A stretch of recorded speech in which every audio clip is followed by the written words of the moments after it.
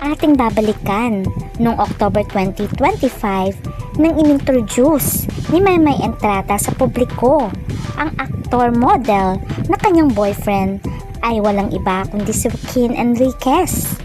At sinabi pa nga niya noon sa kanyang post, "Starting my year with this man who never gets tired of pursuing me and surprising me. A love so gentle yet so strong, so intentional and pure.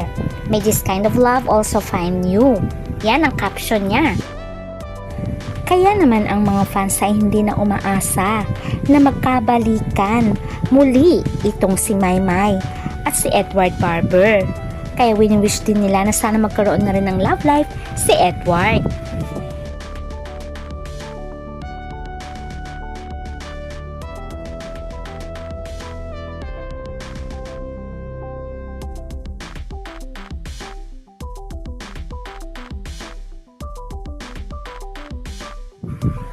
Isa sa pinakasikat na love team noon ay ang tambalang Mayward. Walang iba kundi si Edward Barber at Maymay Entrata. Sila ay maituturing din na isa sa pinakasikat na love team.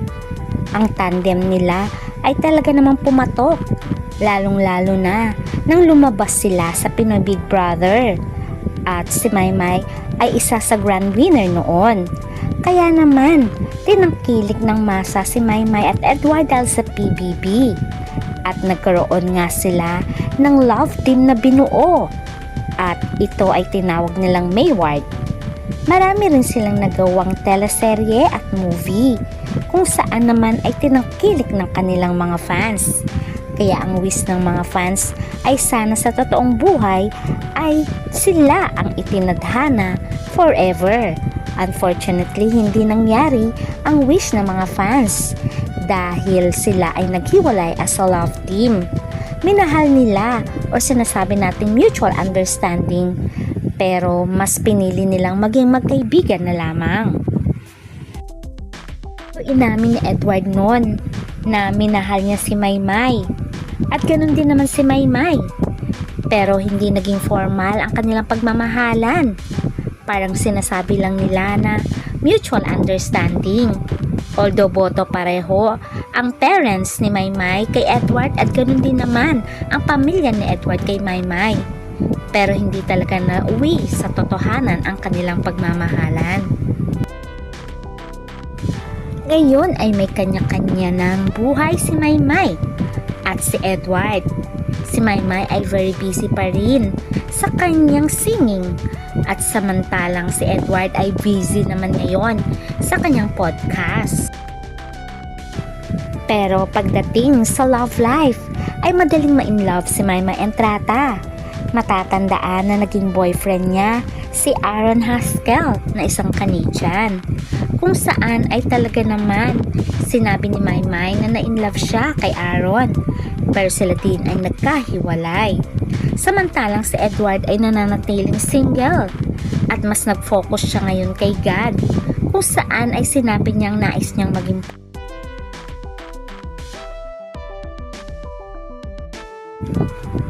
Although bihira na silang magkasama ni Maymay Entrata, pero ang wish pa rin ni Edward ang the best kay Maymay. Especially nung time na namatay ang ina ni Maymay ay nandyan palagi si Edward para sa kanya. At ngayon may panibagong love life si Maymay. Sa katauhan nga ni Joaquin Enriquez ay sinabi ni Edward na wish niya ang the best for Maymay. Sana daw ay mahalin nito si Maymay ng buong buo. Since may Joaquin Enriquez na si Maymay, I wish din ng mga fans na sana ay magkaroon na rin ng love life si Edward. At naspatan nga si Edward na may kasamang non-showbiz. At ayon nga sa balita, itong non-showbiz na ito ay kasama din niya sa charts. Alam naman natin na madasalin itong si Edward Barber at ang napili niya din ay isa ring madasalin. Although marami pa ring Mayward fans ang hindi makamove on sa paghihiwalay ni Maymay at Edward, na alam naman natin na nagkaroon din talaga sila ng feeling sa isa't isa na naudlot lamang. Kita nyo naman ang sweetness nila behind the camera. Pero wish pa rin sana ng fans kahit may kanya-kanya ng love life, itong si Maymay at Edward sana nga daw ay magkaroon pa rin sila ng teleserye at pelikula alang-alang sa mga fans.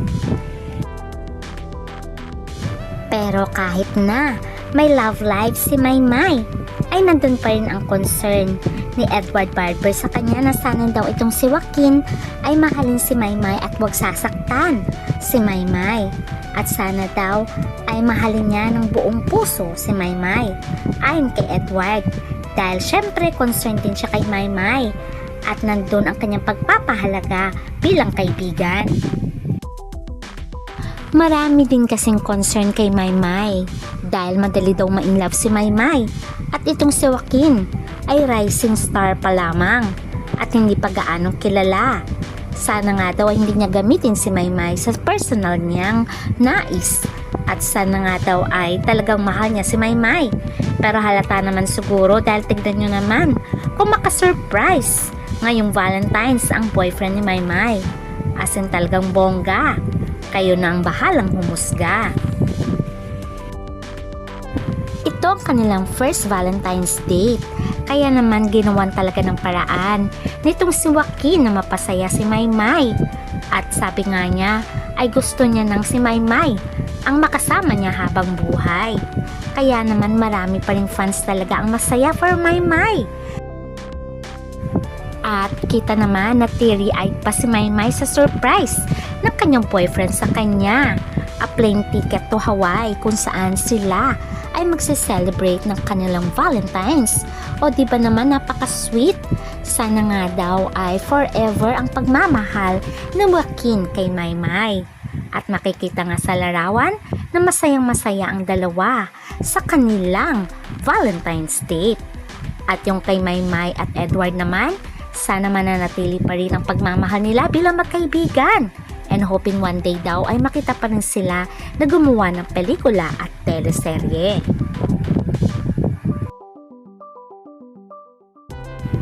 O diba, kita naman ang sweetness overload ni Maymay at ang kanyang boyfriend na si Joaquin.